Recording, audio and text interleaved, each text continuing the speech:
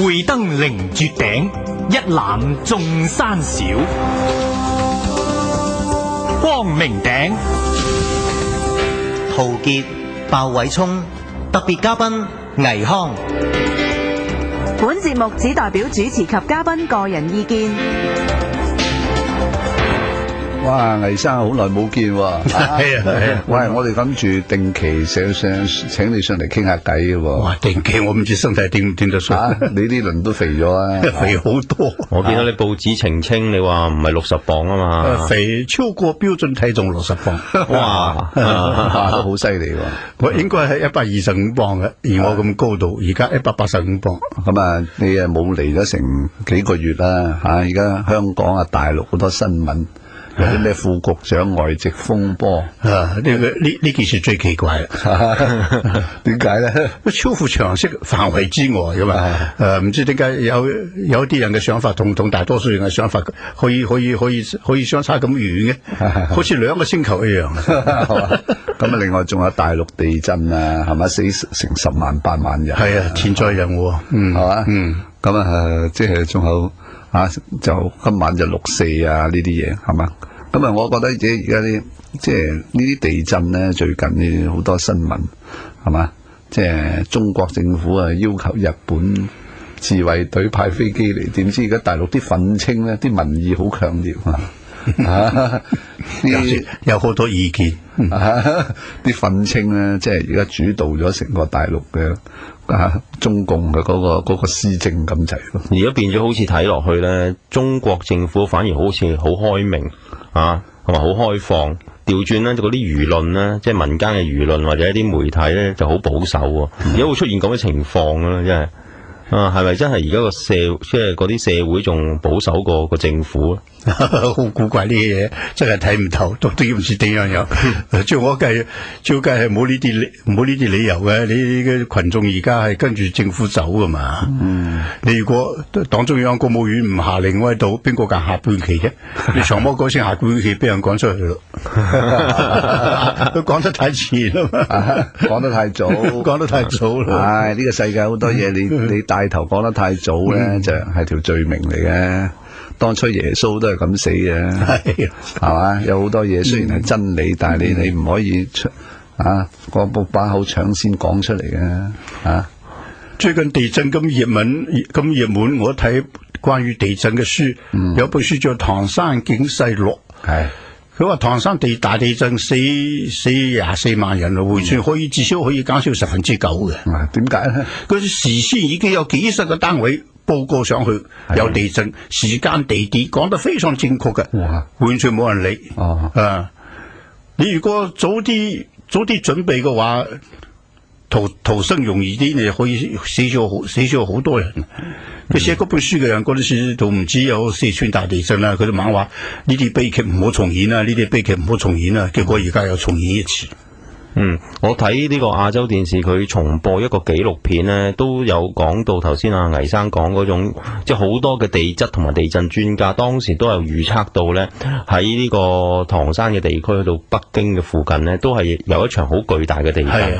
但係因為嗰時係文革嘅後期啊，嗰種政治鬥爭同埋嗰種明哲保身之下呢，就令到好多嘅官員呢，就多事不如少一事。係啊，但係呢次四川大地震之前一樣有人測到嘅。簡慶有個姓簡嘅，就係終身耿耿嘅耿啊，耿慶國係個地震學家，佢唐山佢又測到一次，又冇人聽。呢次四川大地震佢測到5月9號加減10日，哇，犀利！會有巴州地區會有大地震，又冇人聽。而家地震國。中國嘅地震科學家分成兩派，一派認為地震係可以預測嘅，一派認為地震唔可以預測嘅，不可以預測嗰派佔上風，所以所有預測嘅佢根本唔聽嘅。呢個同唐山當年呢嗰個紀錄片都有複述，就係話中國嗰個地震專家咧，嗰時就分為咧呢個四川嗰邊嘅一派，即係話西部嘅，同埋另外一邊咧就係即係東部嘅，就係北京啊、唐山啊嗰派。渤海灣嗰一帶係啦，咁變咗兩班嘅地震專家咧，就各自咧就會覺得咧，即係地震嗰個預警咧，當時咧就係四川嗰邊咧就佔上風啊。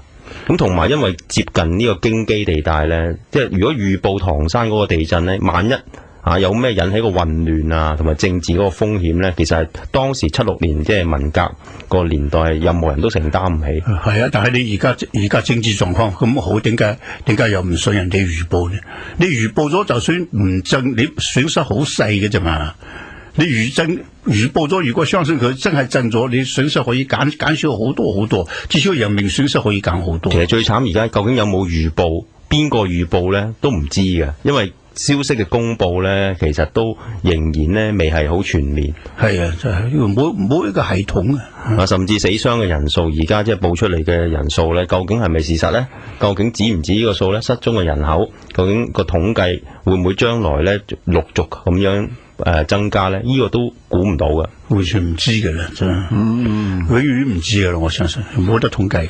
咁啊，今日佢個新聞就係有一班家長就去抗議嚇，係啊，即係死去法院抗議啊，控告啊，正式控告，入咗個索償，有冇入稟先？佢有寫咗個索償書，就講咗即係要求賠償幾多咁樣，但係遭到當地公安拘捕喎。係啊，嗰個為首個家長俾人捉咗去，捉埋添啊！唉，真係呢啲咩世界啊！佢照計啲兩造打官司，唔好理由官司都未打就捉咗原告被告都唔捉得啦，唔好話原告啦，真係。係啊，哇！真係因為可能有外國記者在場啊，外國記者在場點解嚟追原告啊？咁啊，你搞事啊嘛！哦，你樂觀啲講，可能唔使打身就當好彩嘅。希望公安嘅水準高啲啦。所以咧，即係呢個世界，即係你話，唉，冇公義啊！你話幾慘啊！真係冇公義啊！呢次地震，所有電視新聞，有線電視做得好啲啊，聽到啲專門嘅講說話啊，其他電視新聞當中完全睇唔到嘅。可能就係自律啦。而家咩嘢都要講正面啊嘛，要突出救災點英勇啊嘛。係啊，有線電視嘅有個災民，第二晚已經係住叫啦，話有報道員嚟就所有人都擁埋嚟，報道員一走烏燈黑火，我哋嘅親人就挨喺度廢墟下邊，會做冇人理。我哋大家都係中國人嘅話，唔要係醜陋嘅中國人。我話大聲到咩咁？個肥婆唔知係咪俾人捉咗去啦？後尾應該唔會啩？真係難講。係咪有個肥婆咁嗌？係啊，佢話我哋要做中國人，唔好做醜陋的中國人。喂，講到醜陋的中國人，我睇見你最近都寫咗好多篇嘢。寫咗係啊，不讓過世噶嘛。你見過柏楊未？我對佢好熟嘅添，好熟。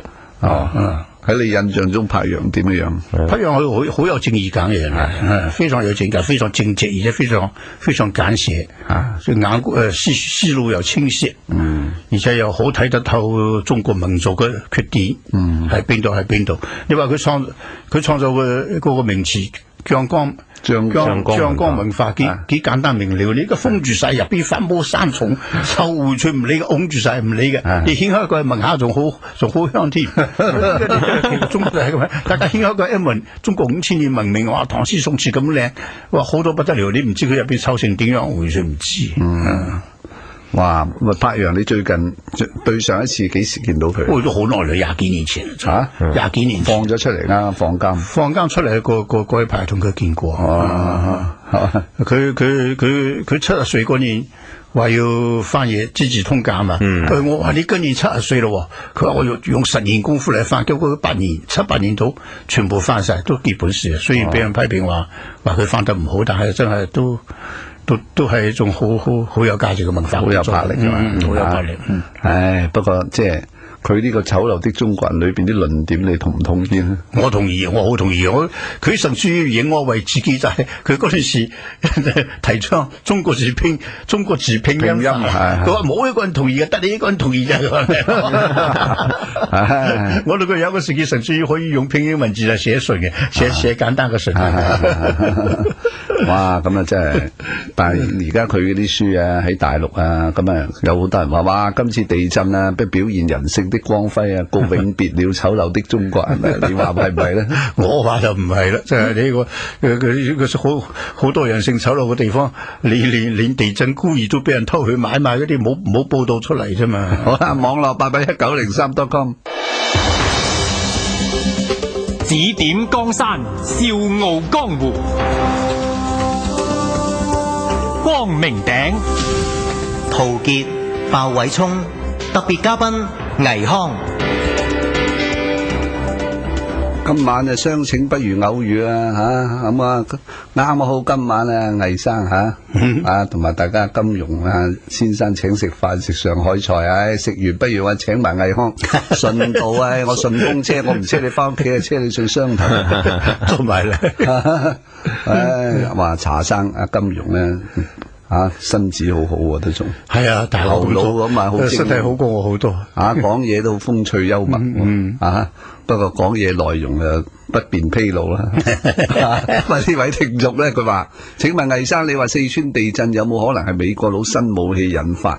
有人話今次四川同南亞大地震海嘯都係美國背後搞鬼。話美國如果有咁發達就好咯，真係佢就想不過好難啫，呢啲唔可以。呢個衛斯理幻想小說咩？就發動地震啫。而家有不過反而美國反而台灣有話係個綿陽嘅核子基地喺住地下進行核試造成嘅，會唔會啊？台灣有呢個講法喎，我當然都冇乜可能。呢係已經證實嘅。如果核試造成，應該有輻射泄漏。以前嘅年代就可能會即係冚得住，但係因為而家全球都有衛星咧，監控住咧，都呃唔到噶啦。地下核試睇唔睇到啊？地下核試睇到㗎嘛？佢嘅真知啊 check 到係美國嗰邊實知，因為佢知唔出聲，一係就冇咁嘅事。但係呢次事好神秘喎，佢咁大嘅地震，關於附近中央附近嘅核子基地嘅消息一啲都冇喎。係咁啊，完全冇公布。有佢嘅消息話一切安全啊嘛，就係第一句話咯。係啊，又有一句話死咗48個人咯，但係你死咗48個人，你呢個設施完全冇算啊。呢個唔知啦，總之佢入邊情形，所以呢次有48個可能係科技人員嚟。有啲記者話，有啲記者咧同我話呢次採訪好公開啊，好坦白啊。哎呀，我話咁好啊，咁核子基地消息你有冇啊？冇啊，你咁咪跌咗公開啫真。咁啊，其實有好多人話今次改善咗噶啦。咁啊係啊，咁啊有進步啦，總算即係用刀叉射人肉啦。我都係呢句話啫。咁都唔係嘅，咁啊或者今次即係真係對救災咁啊係啊，就算家寶親自到啊，係咪？咁仲想點咧？好多人問啊，咁大家都係比對於幾十年前嘅唐山大地震比較啊嘛。係啊，就算你話光輝時節，我都覺得好多。我睇到個女警放住自己細佬哥，自己細佬哥唔喂。佢去餵人哋嘅細佬哥，我覺得好偉大啦！我最美麗嘅場面就係咁啦，而且佢完全唔俾記者當中就拉開你嘅餵，話佢女警身上好多咩咁咋？嗰張相登出嚟，我哋香港應該我諗住呢個全世界最好嘅相嚟嘅，唔會升級，唔會升級啊！佢露點喎，冇露點啦，有冇露啊？佢點俾細佬哥含住啦嘛？係我應該冇，但係會唔會不聞呢個姿態？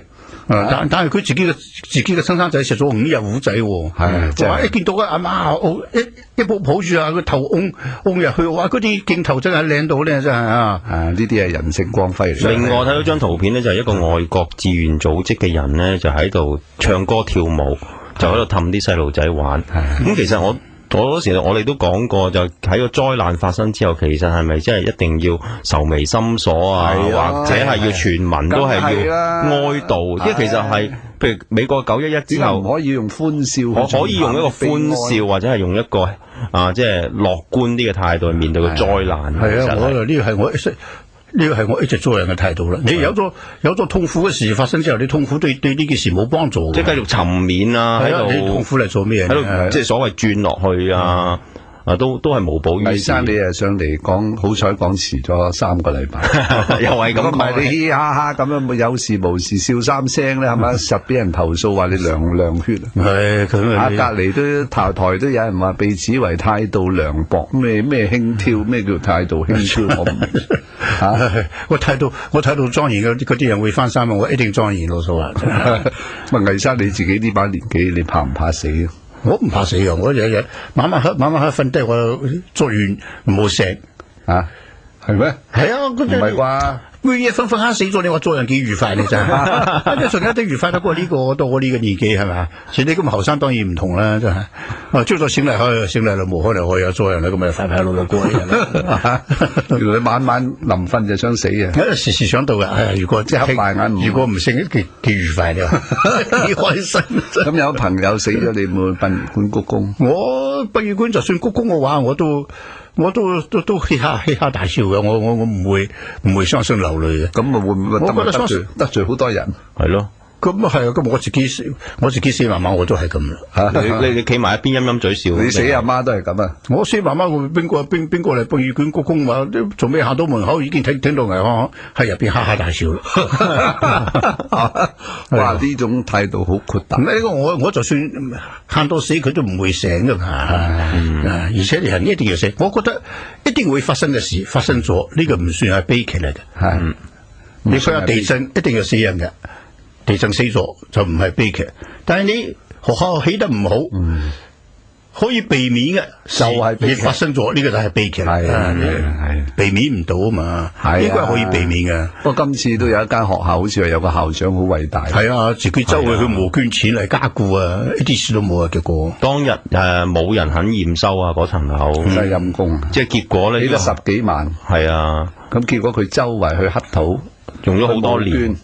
用好多年揾咗一筆錢去加固嗰間學校，係啊，呢間學校冇事咯，全校師生無一咁你受傷，呢個鐵一般的事實，證明係人禍，同埋真係如果你話死10萬又好6萬又好，大部分人至少係7分人禍，我覺得，真係陰。而且你呢個唐山大地震嗰陣時，竟然青龍院相信咗餘震警報，係學生喺操場上課，所有人唔准喺屋企瞓，全部係瞓喺空地度。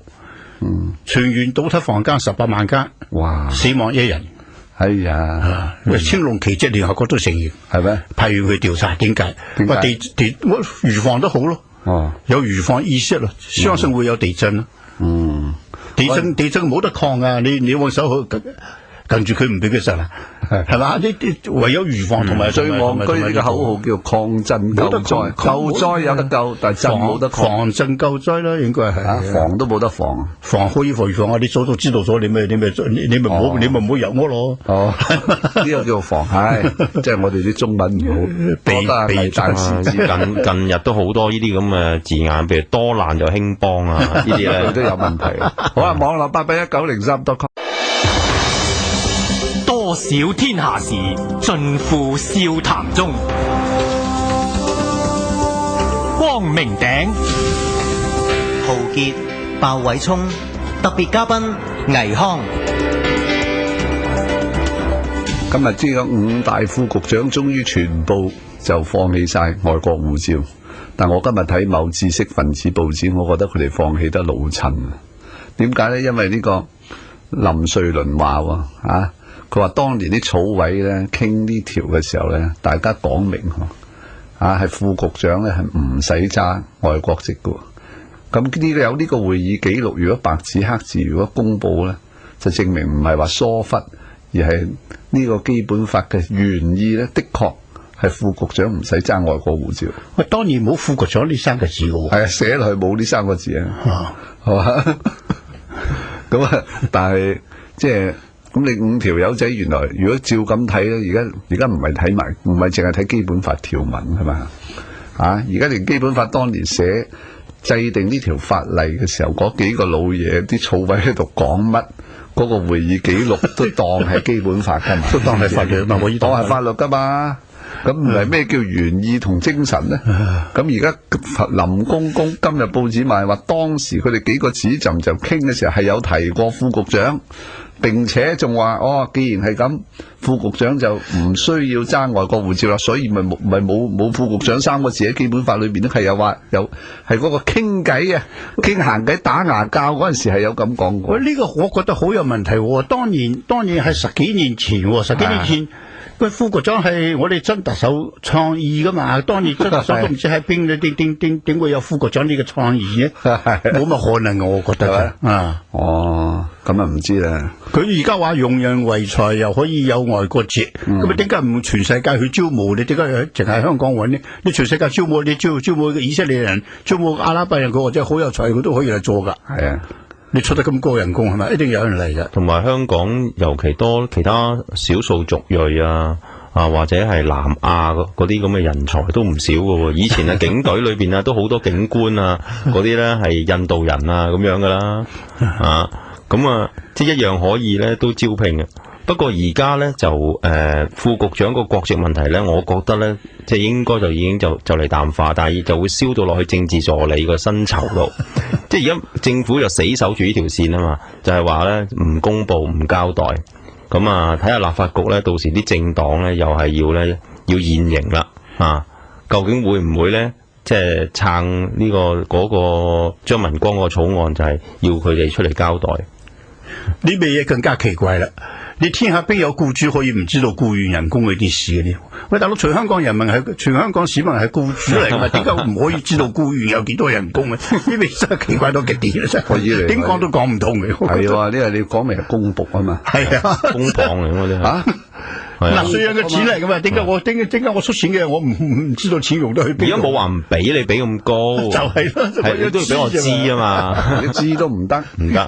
唉，呢個離譜係喎，我冇諗過，原來呢啲副局長同埋政治助理嘅頂頭老闆係納稅人。係啊，有咩理由納稅人我唔知嘅，奇怪。喂，而家大陸中共總書記幾千人工都公布啦，胡錦濤溫家寶幾千人工講晒出嚟啦，而家係咪？每個唔係兩個溝埋，總共幾多錢啊？非常非常之不同啫，係嘛？哇，大佬，咁你咁副局長政治助理而家有咩咁神秘咧？就係咯，你見得人噶嘛，唔係見唔得人嘅事啦。係啊，即係我唔係貪污幾多錢唔俾人知道嘛，我堂堂正正憑我個才能係嘛，領咁多錢，點解會唔得呢？就係最弊就係其中有一個好似話年芳齡28。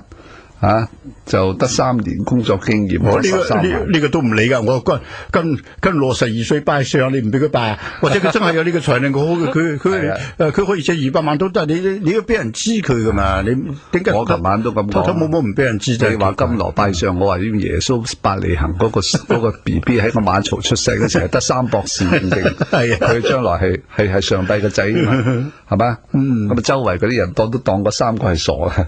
係嘛？唔緊要，你最緊要講出嚟啊嘛。係，係嘛？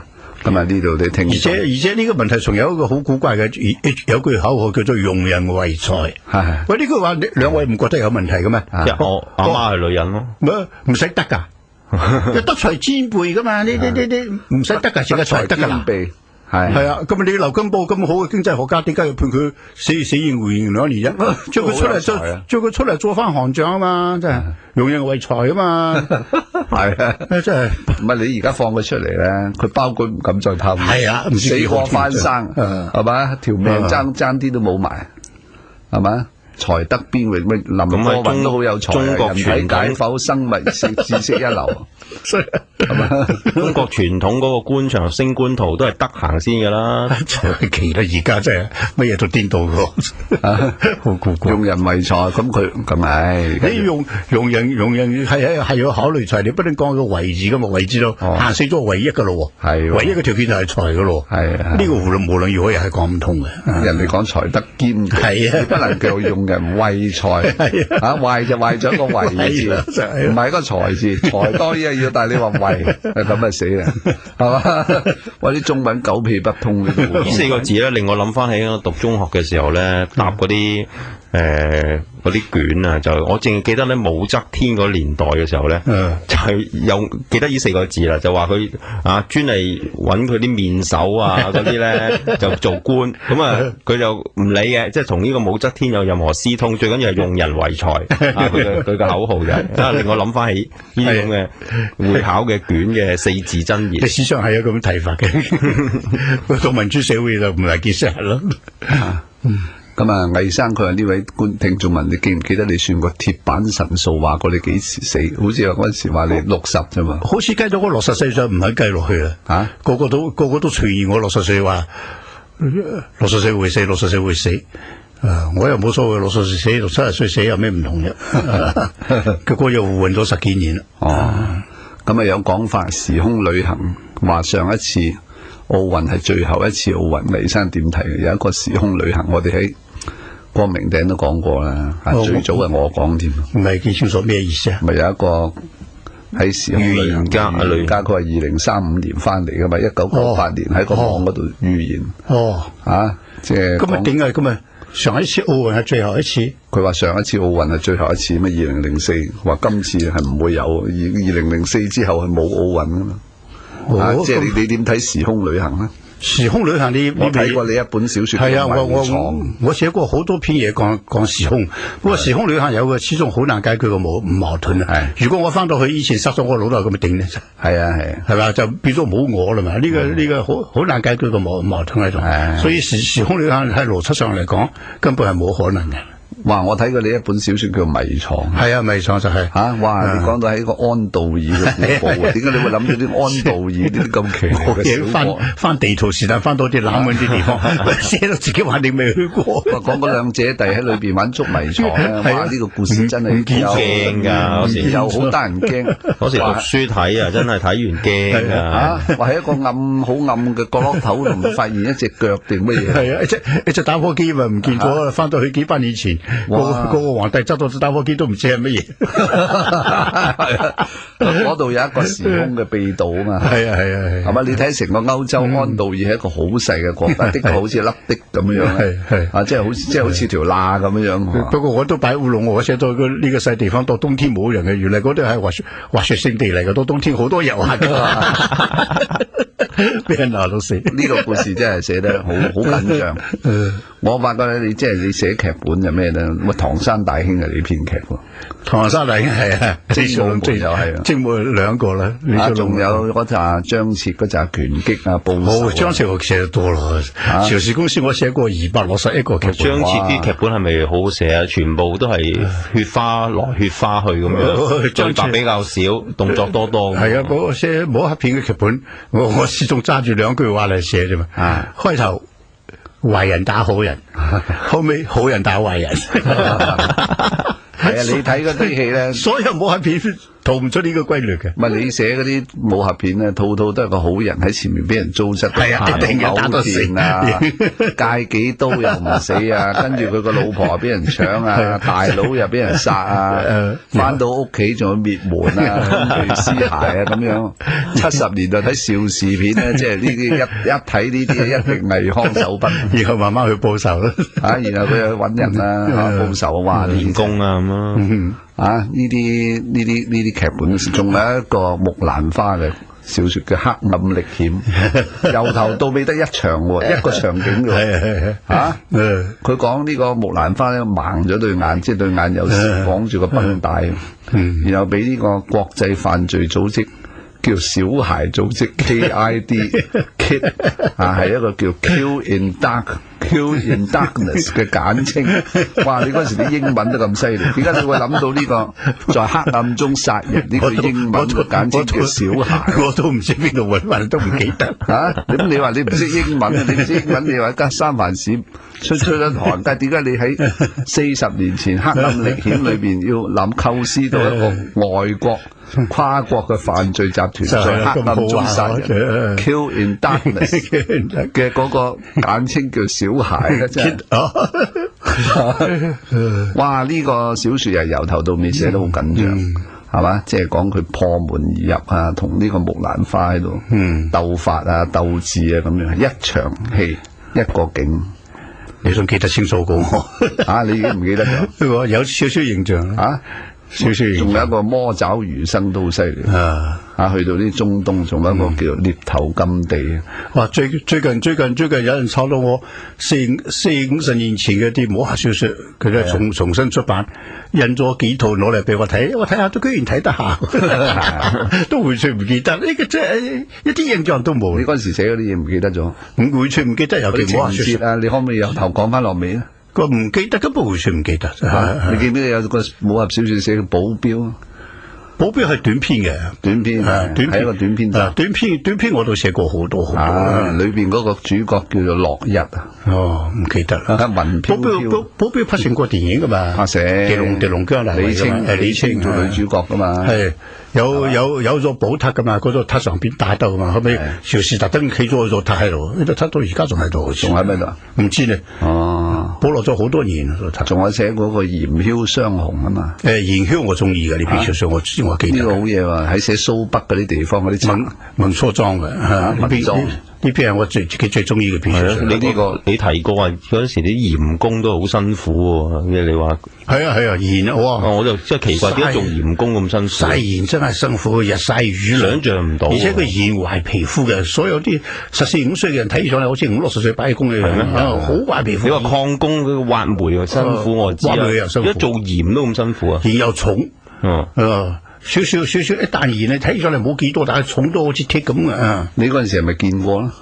接觸過。我去淮南現場住咗個幾月噶嘛？淮南啊，哇！即係蘇北嗰度。蘇北嗰度咯，蘇北嗰度做淮南現場。即係喺49年之後。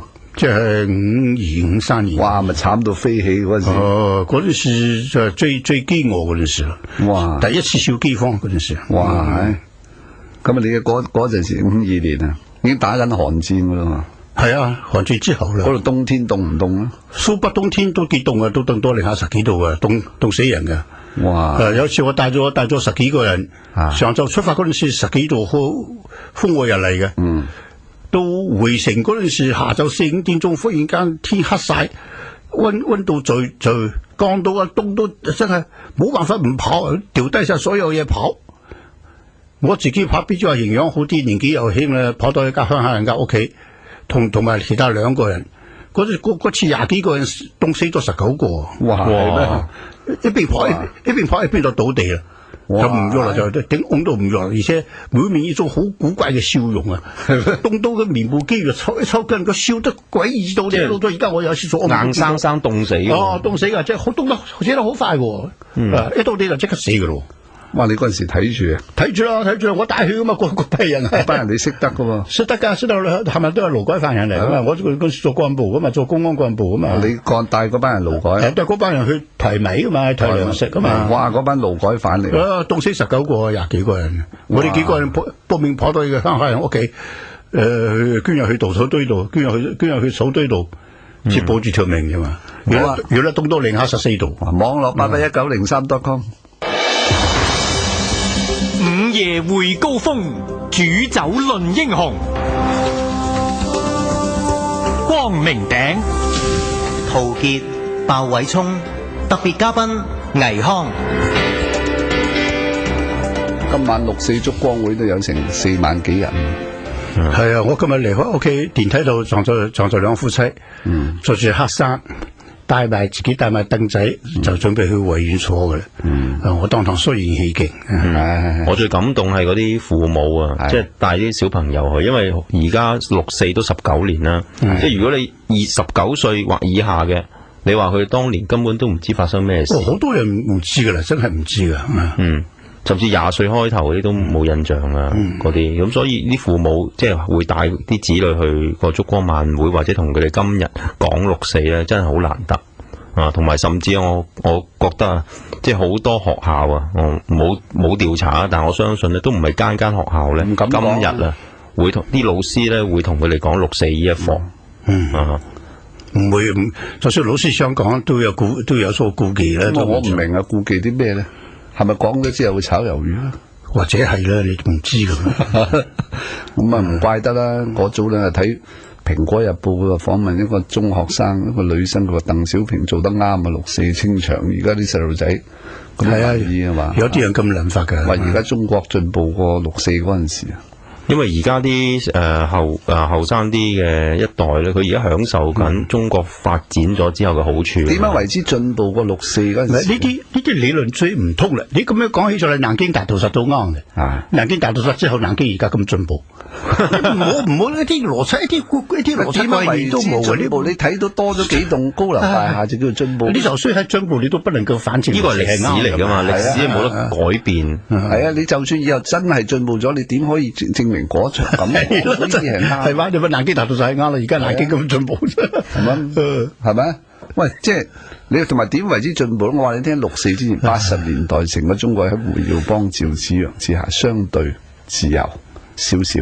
嗱，嗰時你睇中國電影《天雲山傳奇》，芙蓉鎮啦，有呢啲電影叫做活着冇公映，但係咧都有人張藝謀最光彩嘅嗰個藝術創作係80年代。喂，而家中國電影有啲咩嘢咧？你話進步大場面嗰啲，佢通唔通咧？嗰啲劇本啲對白啱唔啱聽？咁你由呢一個指標嚟睇，你話進步咗定退步咗？唔係佢個進步嘅指標就係多咗啲高樓大廈啦。咪啦，嗱呢啲靚妹你冇研究過歷史，你冇喺嗰陣時活過就唔好亂噏嘢，係嘛？如果唔係咧，你係自己侮辱咗自己。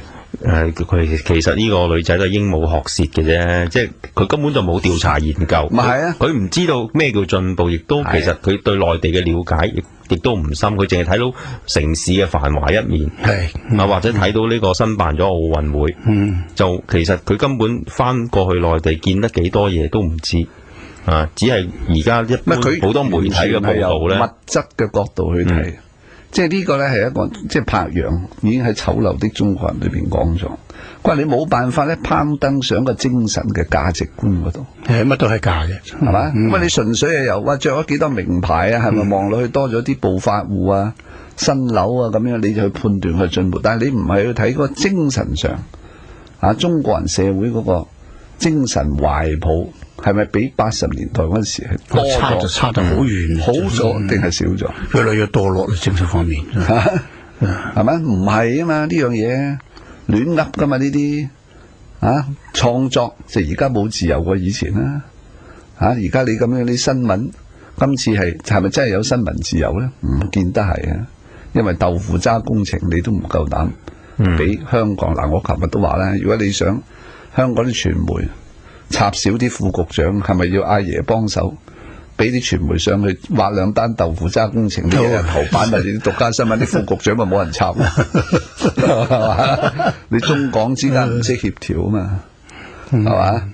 所以真係呢個6.4咧都幾不幸嘅事件。所以就其實就我覺得年青一代咧都仲可以咧教，其實最重要就係譬如呢一代嘅經歷過6.4嘅父母同埋老師咧，即係要記得將呢樣嘢傳落去咯。即係如果唔係咧，就喺下一代咧就會呢個6.4嘅事件或者嗰個歷史事實咧就會淹沒咗。6.4之前80年代做一套紀錄片叫《河商》，拍得唔錯嘅，有反省，好好添啊，有反省嘅。嗰時香港電視台都有做，好似咪而家呢啲咁嘅紀錄片，而家變成大國崛起啊嘛，大國崛起都講啲唔敢講啊，好多嘢好啦，今晚多謝魏生上嚟，得閒再上嚟咯，記得上嚟好啦，咁聽晚星期4因為跑馬就冇光明頂啦，星期5 11點再會。會登凌絕頂，一覽眾山小。光明頂，陶傑，嘉賓主持倪匡。本節目只代表主持及嘉賓個人意見。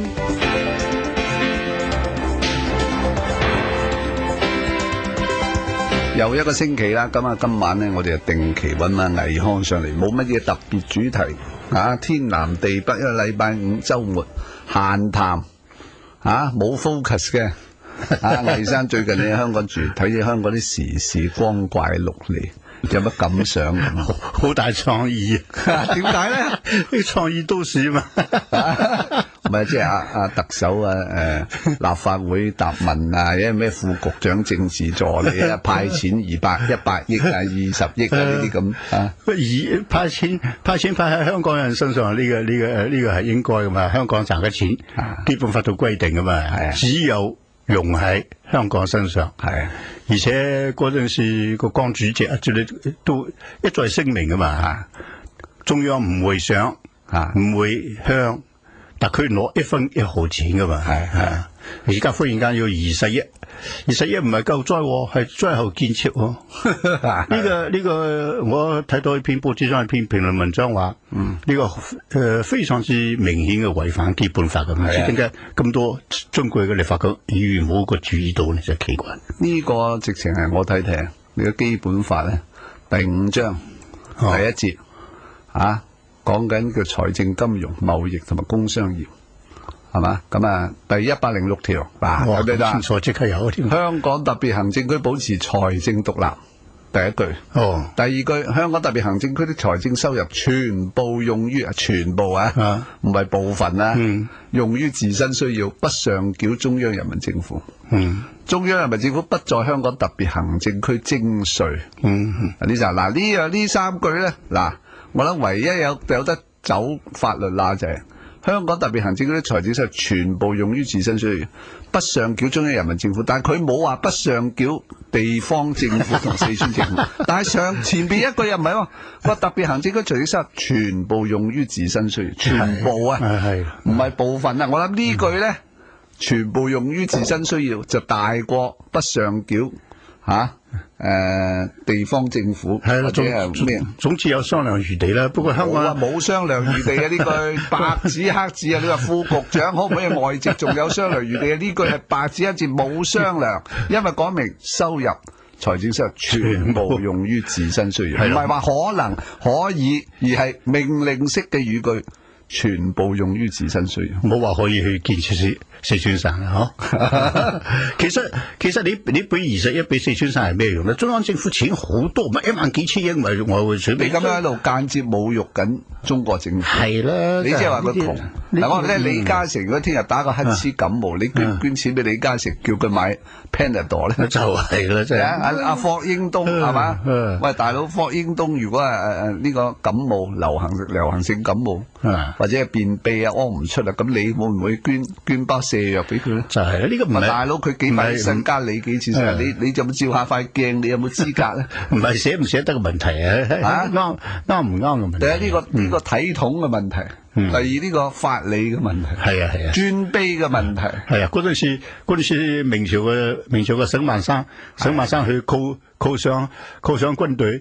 係啊，個朱元璋咪大怒咯，係啊，匹夫寇天之君啊，關當何罪啊？即刻封軍啊！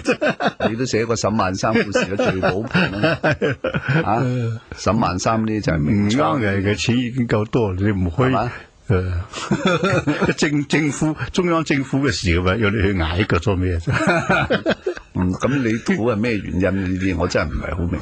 我唔知咯，我好似唔明白呢啲政治家嘅嘢。我哋小老百姓點會明白？你唔止小老百姓。唔係咁啊！我哋你而家講咩都冇用嘅，人哋都話咗民望似浮雲咯。浮雲輕飄飄唔值錢噶嘛，吹到省嘅時候，你點講都得啦。即係只係話富貴於我如浮雲啫。喂，如果似民望與浮雲呢句話，如果你深一層嚟研究，即係完全無視民意咁解嘅啫，係咩？即係睇唔起老百姓嘅意見，都好嚴重嘅一種程度咯。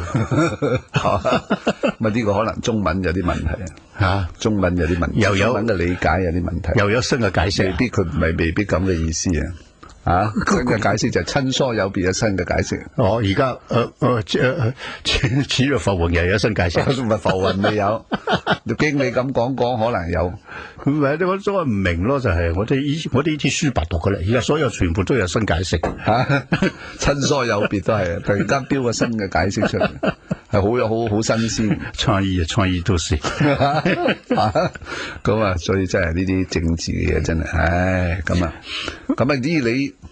我覺得古今中外冇一個政治家講過曾大壽呢句話嘅，所以曾大壽真係氣虧真係氣吞山河，真係不得了。你就算政治家就算身處睇唔起你民意，佢都唔會咁講噶嘛。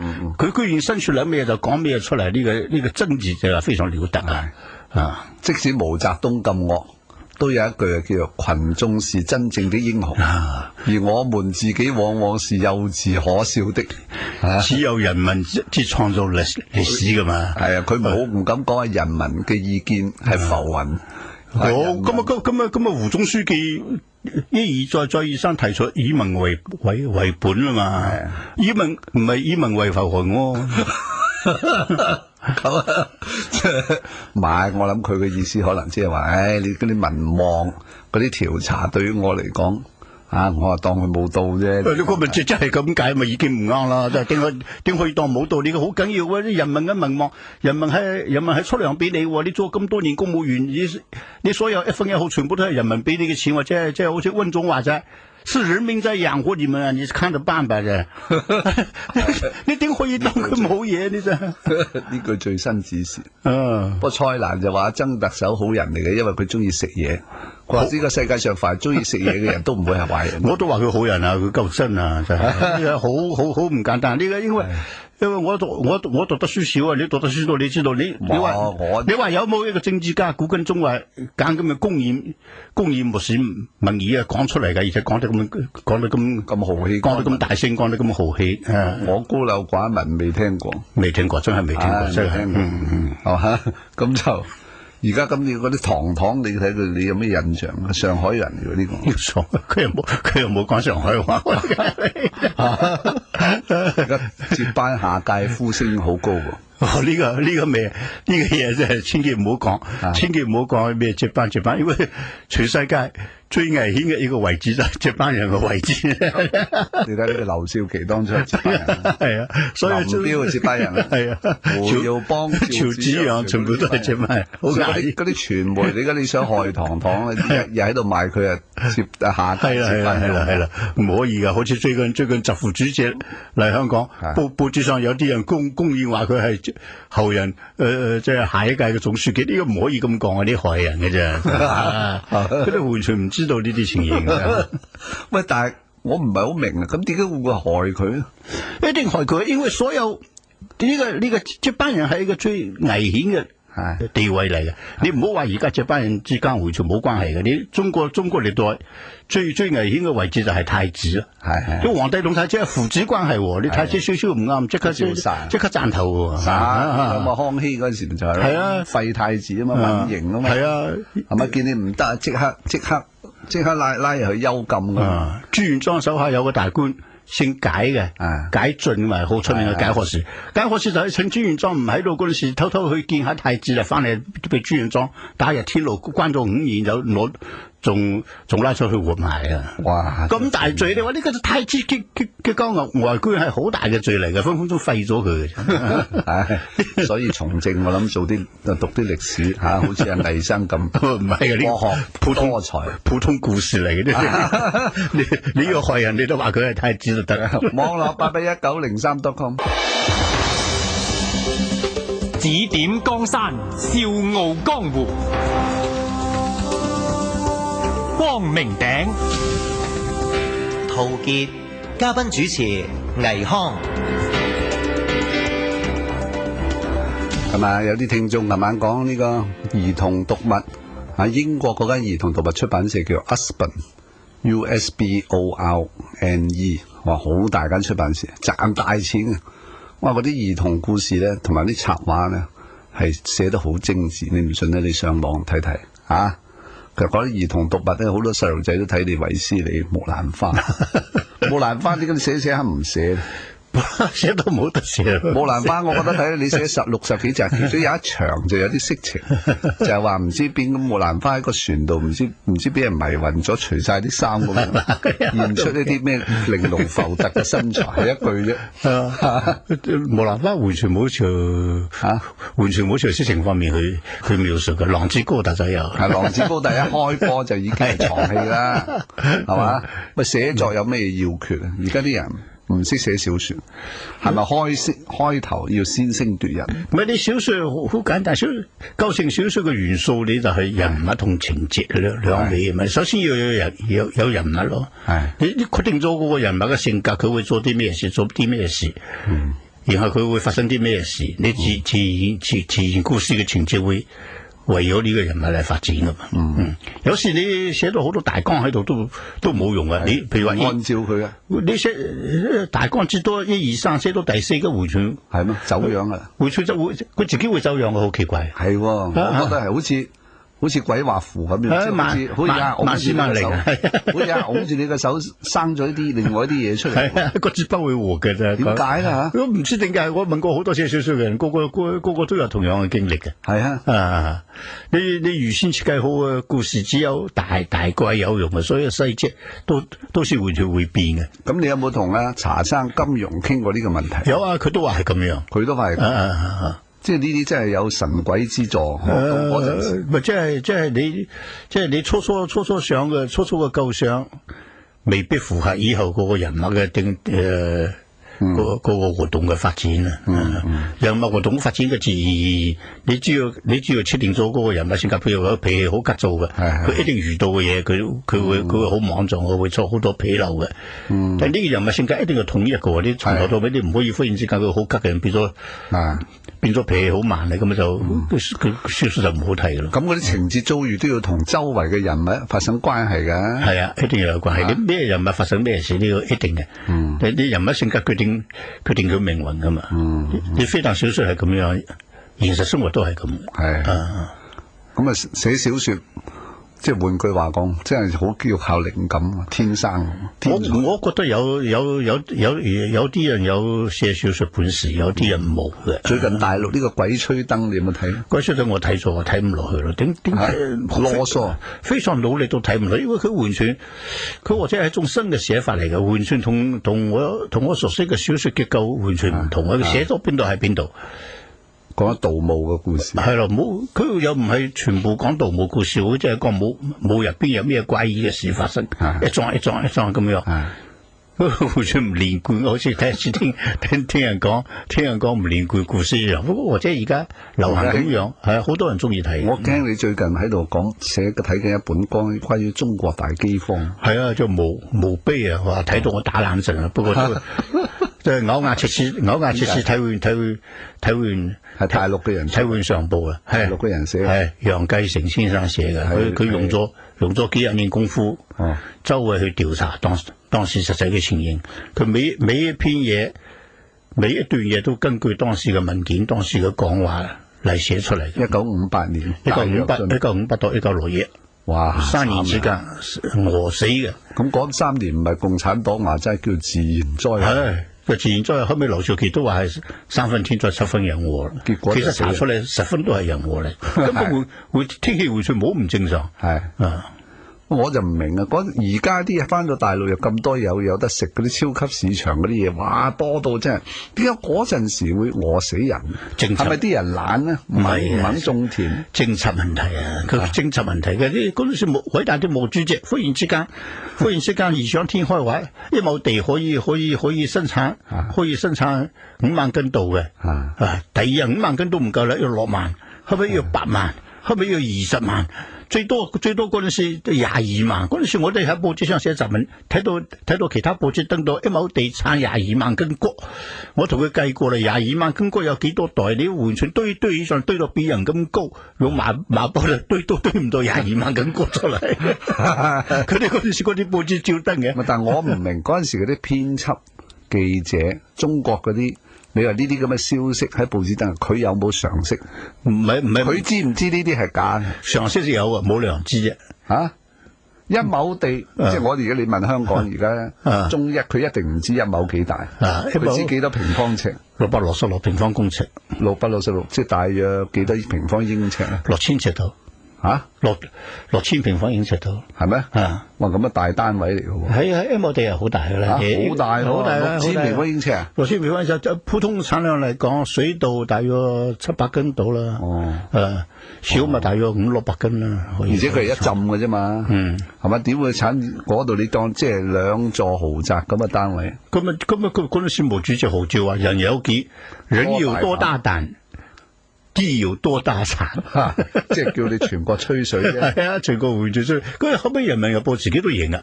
在那個年代，我們講了不少謊話。乜問題唔係毛澤東一個人，係下邊有成千上萬人配合毛澤東講嘅話。有一批人，有一批人反對，有一批人贊成，反對嘅人全部被打成反革命。哇！結果就搞到飢餓。結果你話畝產5萬斤㗎嘛？係要交公糧噶嘛？哦，係啊，交公糧5萬斤，你就算照39%，你要交15000斤，你都邊有咁多糧交上去俾佢啫？咁係啊，咁你交唔到噶嘛？咪全部手晒出去咯，咪自己冇嘢食。就咁樣餓死啦。好啦，網絡8819003.com。多少天下事，盡付笑談中。光明頂，陶傑，嘉賓主持倪匡。1958年大陸大躍進飢餓嗰陣饑荒嗰陣時，你走咗出嚟咧，應該我走咗出嚟啦。啊，但嗰次唔係唯一一次饑荒，好似之前有一次小饑荒，唔好咁犀利。我餓死幾十萬人度啦。哇，係咩？中國人多冇錯，都幾十萬啊，都有噶啦，應該。哇，真係恐怖啊！點解會餓死得咁多人？根本冇得食咪餓。冇俾嗰本書入邊講到後尾人食人嘅嗰啲詳細情節，就真係人食人啊！真係睇到真係毛骨悚然。而且以前饑荒年年都有啊，中國個個都話地大物博，其實唔係好物博嘅啫。但係以前饑荒可以逃荒噶嘛，可以走一家大細。係啊，你逃出去可能有條生路噶嘛。但係佢嗰次大饑荒唔俾逃啊，根本唔俾離開鄉村啊。係啊，一逃走就捉翻嚟就打啊！你根本已經餓得差唔多啦，一打咪打死啦。戶口制度因為係啦，咁啊飢餓你試過未啊？我試過，真係冇得食喎，通地捉老鼠，搵到隻四腳蛇都唔知幾歡喜咧。你有冇試過捉啲老鼠四腳蛇嚟食？老鼠食到後尾冇晒啦，算好嘢啦，捉到啲四腳蛇都好歡喜啦。咁犀利？係啊，喺田嗰度捉啊？捉咗嚟生食定點啊？佢烤下咯喎，搵條樹枝穿落去生個火，烤到半生不熟。係啊，你親自食過？你都食過唔知好多啊，真係唔出奇啊嘛真係。即係未落嚟香港嗰陣時。係啊，1955落嚟，後尾去到內蒙古食嘅嘢多啲啦。嗰啲食蘇北鄉下真係冇嘢食啦，係咩？我哋食到生棉花啦，種棉花。棉花生嘅食啊？棉花初開出嚟好似有棉桃啊嘛，好似有啲似水果咁樣，嗰個纖維好多，根本嚼唔落嘅。一夾硬吞落去啦，吞可以。冇味噶喎。非但冇味，而且一種好怪嘅怪味。不過都可以頂得肚餓，頂得好過食觀音土啊。咁你個腸胃冇事咩嗰陣時？腸胃食棉花反而屙得出啊！真有啲人去食泥土啊，就屙唔出嚟，就死㗎。泥土都食啊？觀音土啦，有種白白啲嘅土叫觀音土。食落去一定脹死嘅，但係你唔食就餓死。哇！咁你嗰陣時有冇見過餓死嘅人咧？有見過好多，就係餓到人虛腫啦、虛弱啦，瞓喺度都唔食藥啦，到嗰陣時已經冇得救啦，慢慢死咗。餓死係死亡當中非常痛苦嘅一種死，因為佢過程好長嘅。一個人閒啲可以餓10日8日之死啊！呢個真係非常痛苦。喺嗰10日8日之間當中，千方百計去揾嘢食，揾唔到，嗰啲飢餓嘅感覺真係我而家冷起上嚟都會做噩夢啊！好多人驚係咩？哇！我諗而家香港唔好講話呢一代，3代都未試過，未聽過香港人嘅生活上，所以我而家即係10蚊買隻麵包，我可以食3餐，我覺得呢個日子真係過得好到你真係冇可能再好啊！嗰年沙士，我喺美國睇電視，睇到有人要俾人集中，供應白麵包，話白麵包點食啊？冇火腿冇牛油，我睇到但係食咗白麵包，你個白麵包食你真係唔知幾開心。哇！即係咁嗰啲鹽蛇啊、老鼠啊嗰啲咁冇調味品喎。仲有調味品，邊有調味品嘅？就有嘢食已經唔知幾開心。哇！真係我有一次掘到同兩個人掘到一窩螞蟻啊！螞蟻走晒啦。一掘起嚟，螞蟻四散走晒啦，有好大堆螞蟻蛋喺度啊！拎住螞蟻蛋有蛋白質噶嘛，一定好有營養，幾開心啊！哇，拿咗去扎塞落口度，話酸到咧，酸到喺地下打滾啊！不過都冇辦法，都加啲水吞埋落去，佢有營養噶嘛！哇，真係慘！嗰時喺蘇北，即係江蘇北，係江蘇省北部。我哋唔係冇糧食食，我哋做幹部有糧食噶。你已經係幹共幹。係啊，佢派我哋算重體力勞動者，一個月有55斤糧食配嘅，咁好多啊！55斤糧食，其中有一半係發毛嘅，發毛嘅都可以食，都可以食，但係都唔夠啊！就差唔多食到第20日之後就完全冇嘢食。嗰啲糧食係咪就係米嚟咧？米有麥，有高粱，有冇咧？有質量嚇。嗰時有冇肉食啊？肉好少啦，而家又靠自己有辦法啦。嗰時我哋辦農場啊嘛，農場一隻豬，睇到佢有啲唔係幾喐啦，即刻報上去，一隻豬發瘟啦，豬瘟啦，我即刻賣咗佢，賣咗佢上晝買落去，有人嚟檢查噶嘛，一查到之後係咯，你買咗啦，冇事啦，到下晝我哋就掘出嚟食啦。哇！唔知食幾多瘟雞瘟豬，所以而家話啲病雞唔食得嘅，我唔係幾信。你嗰陣時已經食過瘟豬。溫豬食好多，而且你嘅溫豬係活埋之後，下晝跟住再起翻出嚟。一定要起翻出嚟，你要俾上邊檢查過啊嘛。係啊，所以共產黨嗰種嘢，佢啲統計數字啊之類啊，我慢慢地相信，因為我自己做農墟作家做得太多啦，呢啲嘢。嗰種嘢，你上邊有人嚟查嗰陣時，點樣準備，點樣應付，完全知道噶嘛。而家一直都係。根本佢變本加厲嘅啫。哇，真係恐怖啊！你自己有冇劏過豬、劏過牛？好警告你食湯嘅牛唔俾湯，豬俾湯嘅。豬俾湯，你自己有冇湯過？我自己唔識湯，哇，好難湯嘅，湯豬手就好複雜嘅。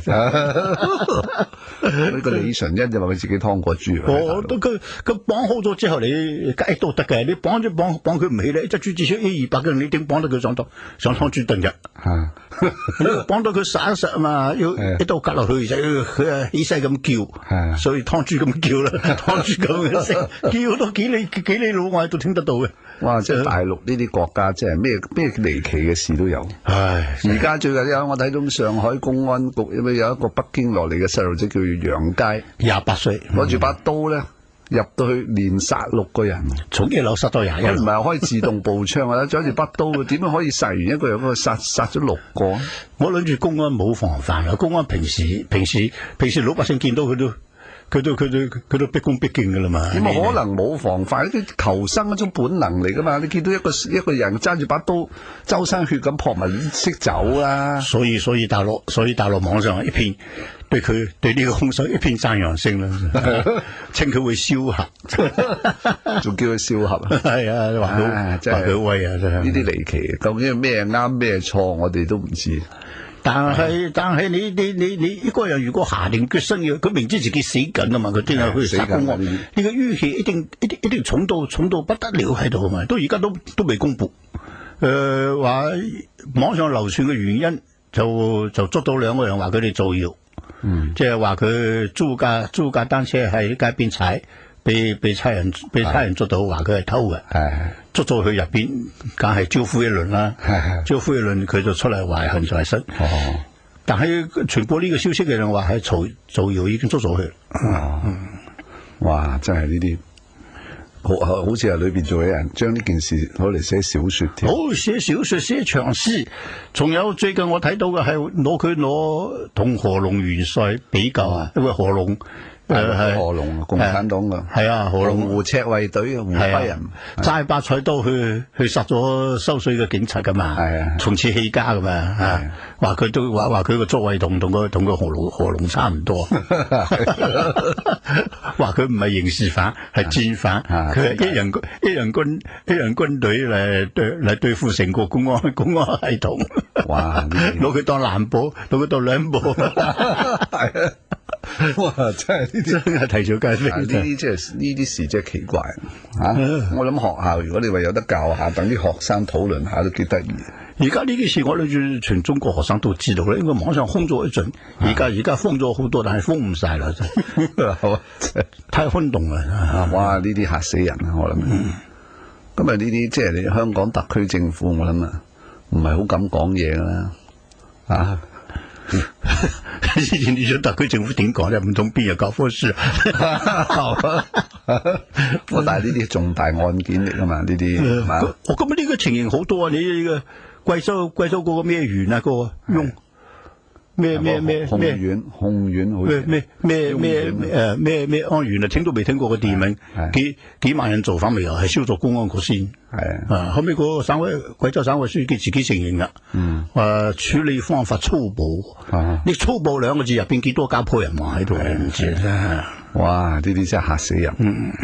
點解會搞到咁嘅啫？一個國家即係又有農民揸住車揸住炸彈衝入去，唔知咩管理隊。而家最好玩嘅就係北京有個所謂釘子戶啊，即係佢收購價錢唔合理，佢唔肯搬啦，要強制拆釘子戶。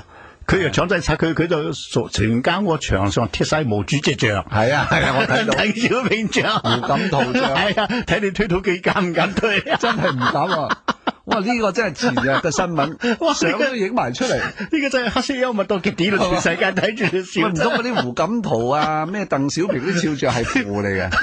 好似係嗰啲貼上嗰啲符咧，啲張天師嗰啲符一樣。你鄧小平溫家寶嘅像仲唔緊要，毛主席像真係冇人敢推。哇！嗰種震嚇力到而家。哇！嗰個北京釘子戶真係打住個插波呢個大肥佬。好玩到，哇！佢呢條橋好嘢啊，真係。一間屋，佢話佢私產賠佢34萬，34萬佢話我買嘅廁所都唔夠，咁啊真係唔合理啊！啲其中話你呢把奧運咁多錢，你咪賠多啲俾人啦。我今日喺南華早報仲犀利，因為有呢個奧運咧，佢話最近呢個北京方面下令啊，所有北京嗰啲酒吧唔准招待黑人。話個黑人咧，哇，種族歧視啊！係做公然種族歧視，話黑人會混喺裏邊咧，即係吸毒同埋呢個買賣毒品，我覺得奇怪。點解你真係？係由今日開始。哇！咁你奧運嗰時，你嗰啲非洲嗰啲國家或者邊度，你美國黑人運動員咁攞咗個銀牌，夜晚你去酒吧慶祝唔得噶喎。喂，而家睇奧運啊，真係仲慘過去殯儀館呢個故宮啊！咩嘢升到你而家叫劉翔加油唔得噶咯？吓？劉翔加油啊！我覺得你都唔可以叫咯，又唔可以出聲，又唔可以叫中國加油。我覺得啱嘅喎呢啲。喂，而家啲油價都咁貴，你仲喺度叫中國加油咪嚇死人？嗰啲運動係好熱情、好激烈嘅一種嘢嚟㗎嘛？你大家情願睇球賽啊？我呢個我贊成，因為中國人已經嘈喧巴閉，嘈到咩全世界神憎鬼厭，嗰啲咁嘅大陸遊客去到出咩嗰啲咁嘅飛機艙啊、咩機場啊，話嗰啲咩法國春天百貨公司，你都唔知嗰種乞人憎法。我而家中國政府運動場要嘈啊嘛，同佢咧搣甩呢個 DNA， 我覺得係件好事。我哋呢啲唔可以逢中必鬧嘅，我覺得。運動場呢個就係咪？運動場靜英英睇運動啊！所以而家冇辦法啦，一個13億人嘅國家，質素咁刁劣，係嘛？即係點解會搞到咁差、咁劣質咧？即係幾十年來形成，關我哋香港人士就隔岸觀下火算啊！好似魏生睇到啲新聞，哈哈哈笑啊！咁係滑稽嘅，啲黑色幽默唔到你唔笑。呢個新聞淨係貼滿晒毛像啊，咩鄧小平像。咁個推土機唔敢埋嚟，呢個真係好笑啊！實在應該行嘅，不過冇辦法啦，唯有笑。網絡8819036。午夜會高峰，煮酒論英雄。光明頂，陶傑，嘉賓主持倪匡。而家中國人嘅情緒，因為臨近奧運，極度不穩定。係既然佢不穩定咧，就好易即係有嗰種暴狂躁嗰種。我哋呢啲冷靜嘅人咧，冷眼旁觀都係彈開啲好啲。我覺得好不可思議咯，有啲措施。你話喺個鳥巢旁邊放兩個地對空飛彈發射器喺度，嗰個運動場嚟嘅。咪驚有架飛機鏟落嚟啊嘛！飛機飛近北京200公里，你應該已經知㗎啦。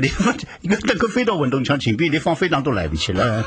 唔係佢嗰個好似話有3步嘅，即係話第一就係喝令嘅飛機掉頭，唔喝令咧就就地咧就發呢個對空飛彈打落，係嘛？唔知點樣3步程序唔知嘅，但係你喺嗰啲鳥巢隔離放啲導彈咧，我諗俾啲國際運動員多啲信心啦，即係知道自己喺度行下獨木嗰啲咁嘅，即係獨木橋嗰啲咁嘢咧，唔會上邊有架呢個神風特工隊拉登揸架飛機鏟落嚟咧。我諗呢個對信心有好處。需唔需要自己嚇自己咧？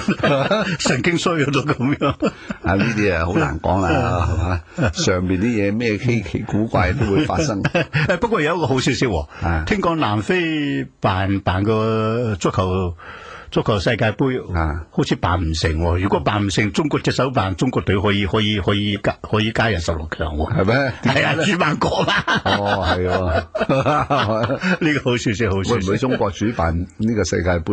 咁如果南非唔辦嘅，最現性就係中國啦。啱啱辦完奧運，係喎，有場喺處，係啊，場地最現性喺度，同埋有個名叫殘奧，我覺得都幾滑稽。係啦，就係傷殘人士嘅奧運，即係殘奧會。殘奧有邊啲人會有興趣睇嘅啫？傷殘人士咯，傷殘人士，其他人唔會有興趣睇嘅，都應該睇佢哋點樣奮鬥咯。雖然人殘生不殘啊，係啊，啲啊，咁啊，如果係咁對殘奧宣傳，好似唔係好夠啊，都幾夠噶，都幾夠噶。當然冇正式嘅奧運會咁犀利啦。最近呢，咁啲聽眾佢話呢個34萬可以去廣州碧钜買層別墅啦。就最近呢位 baby 就話煲呔最近嘅講話就令我覺得好震驚。因為我唔相信即係一個政治家可以對啲人會咁用呢啲咧咁嘅字眼。邊句話？佢唔係就係咩民望咩浮雲咩文化大革命嗰啲文革論啊。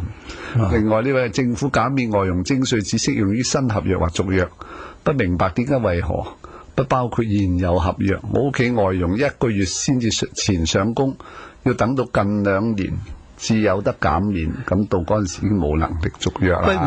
外傭稅係僱主交定係用工交嘅啫？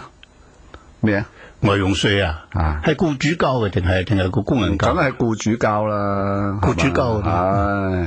呢位聽眾都好好笑，佢話魏生，你喺大陸嘅時候有冇機會見過老母啊？